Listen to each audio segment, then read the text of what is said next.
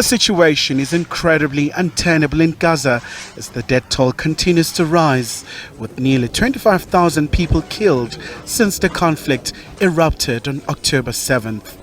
As world leaders are still engaging on critical issues at the World Economic Forum in Davos, Switzerland, United Nations Secretary General Antonio Guterres has insisted that parties to the conflict are trampling on international law and urged them to implement an immediate humanitarian ceasefire.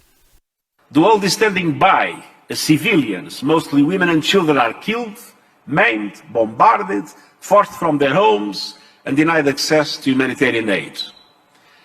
I repeat my call for an immediate humanitarian ceasefire in Gaza and a process that leads to sustained peace for Israelis and Palestinians based on a two-state solution. That is the only way to stem the suffering and prevent a spillover that could send the entire region up in flames. The globe is still keenly waiting for the World Court's judgment on South Africa versus Israel. We happened to have the legal arguments, the legal team, and also the determination to go to the International Court of Justice.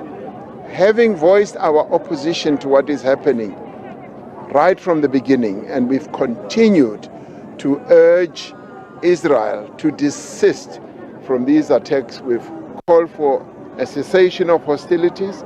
We've called for the release of hostages by Hamas itself, having initially also expressed our opposition and displeasure at what Hamas did on the 7th of October.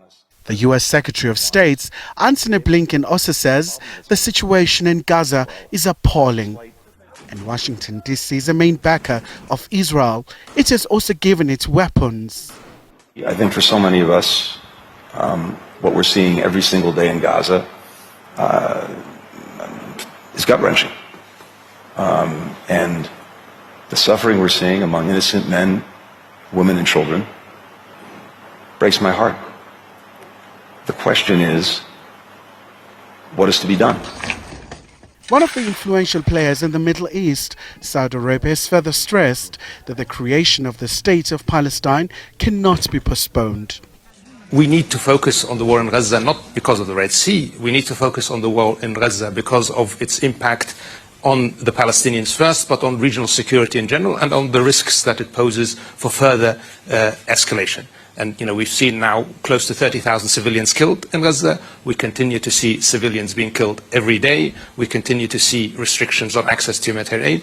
And frankly, we don't see any real sign that any strategic objectives that Israel has claimed are being coming any closer. So we need to have a ceasefire immediately. We need to set the ground for a credible process that enables the Palestinian Authority, that allows us to have a process towards a peace in the region. This will resolve many of the challenges that we have in the region. Meanwhile, France, Qatar, Israel and Hamas have struck a deal to ensure that medicine, along with other humanitarian aid, is delivered to civilians in the Gaza Strip in exchange for delivering medication needed for Israeli captives in Gaza. Khalihle Khumalo, SABC News, Johannesburg.